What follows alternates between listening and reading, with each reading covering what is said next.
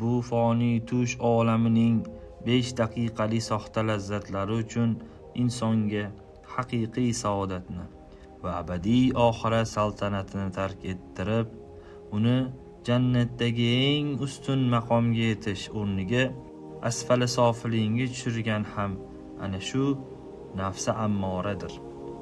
Nafsi ammoraga yengilgan inson hatto o'zini qutqarishi mumkin bo'lgan haqiqatlar qarshisida ham o'z bilganidan qolmay kibrga beriladi. Atrofdagilarga kamsitish nazari bilan qaraydi. Yolg'on, g'iybat va bekorchilik bilan mashg'ul bo'lishdan zavqlanadi. Islomda taqiqlangan chirkinliklardan qutula olmaydi. Bunday insonlar qisqagina bu dunyo hayotining o'tkinchi va nafsoniy lazzatlari uchun jannatu jamolullohni, abadiy saodatu omonlikni butunlay esdan chiqaradilar. Zehnlaridagi bu hol sabab bir qator yo'qotishlarga uchraydilar. Ular qalb ko'zlari pardali, johil va g'ofil insonlardir. Nafsi ammorada sultoniy ruh butunlay hayvoniy ruhning asiri holiga keladi. Ruh insoniylik sifatlarini yo'qotadi. Hayvoniy sifatlar hokimga aylanadi.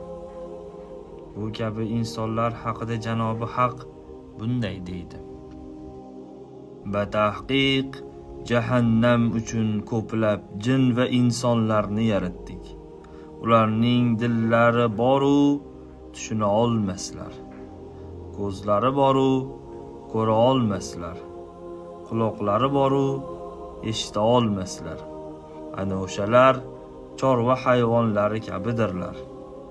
Balki ulardan ham battarroqdirlar. Ana o'shalar g'ofildirlar.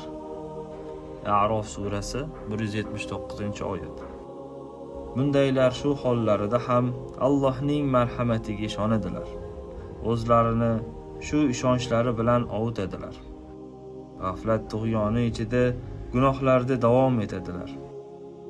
Ular Alloh taoloning azobidan qutulishlariga amin bo'lgandek, harom amallarning harom ekanini bilgan holda qilish kufrga olib bormaydi.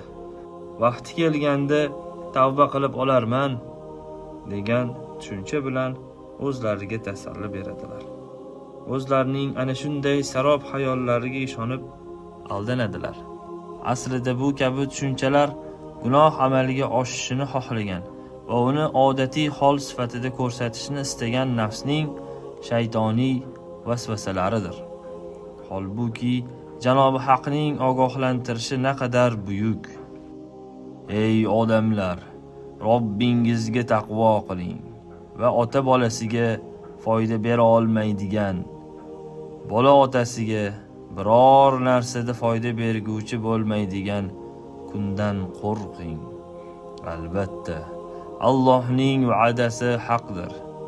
Bas, hayoti dunyo sizni g'ururga ketkazmasin.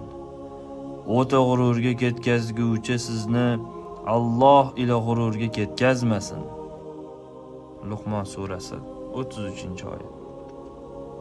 Boshqacha aytganda, nafsi ammoraning g'aflatiga tushib qolgan insonlar oxiratlarini qutqaradigan xayr va hasanot ishlarida ham g'ayrat ko'rsatmaydilar. Yomonliklardan saqlanish xususida qat'iyatsiz bo'ladilar.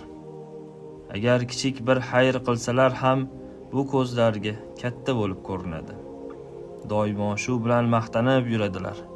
Ular o'zlari qilgan yomonliklardan pushaymon bo'lsalar ham bu nadomatlari hol va harakatlarida bir lahzalik xayrli o'zgarishga ham vasila bo'la olmaydi. Chunki ular bunday vasila quvvatidan mahrumdirlar. Bu martabadagi mo'min inson davolanishiga muhtoj bir kasal kabidir. U nafsi ammoradan qutulib, nafsi lavvomaga o'ta olishi uchun ma'naviy davolanishda bardavom bo'lishi kerak. Buning uchun eng muhim usul o'zini jiddiy bir shaklda hisobga tortmoqlikdir. Banda azamat va jalol sohibi bo'lgan Robbining har narsadan xabardorligini qabrdagi savollarni, mahshargohdagi hisobni, jahannamdagi shiddatli azobni o'ylashi va tavbaga qasd qilmog'i kerakdir.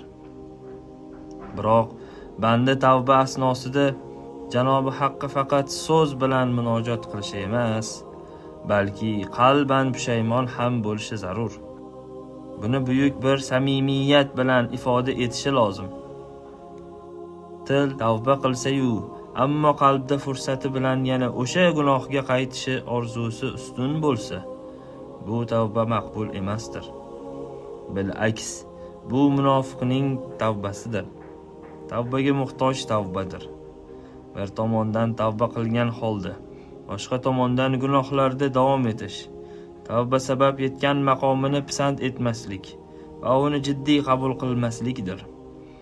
Tavba chin dildan pushaymon bo'lib, boshqa biror marta qaytmaslik sharti bilan yomon odatlardan voz kechishdir.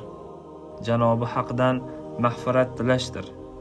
Shuningdek, bandaning nafsi ammoradan qutulish uchun kamida eng zarur shar'iy ahkomlarga rioya etish, kalima-i tavhidning ruhi va haqiqatida teranlashmoqqa harakat qilishdir. Qalbdagi bir but holiga kelgan va bandani Robbidan g'aflatda qolishiga sabab bo'lgan barcha xo'yu havaslar, Allohdan boshqa jami maqsadlar, la ilaha deyish bilan qalbdan to'liq sidirib olinmoqi lozimdir. So'ngra qalbning poklangan zaminda illalloh haqiqatini mahkamlashga, ko'nglini faqat Allohga xos bo'lishiga g'ayrat qilinmog'i kerakdir. Banda shu shaklda o'z ojizligini va hechligini idrok etmog'i, iymon borasida taqliddan haqiqatga qarab taraqqiy etishga harakat qilmog'i zarurdir. Iymonning qalbda haqiqiy ma'noda o'rnashib quvvatga erishmog'i esa bandani solih amallarga va natijada ulviy mavqelarga yetaklaydi.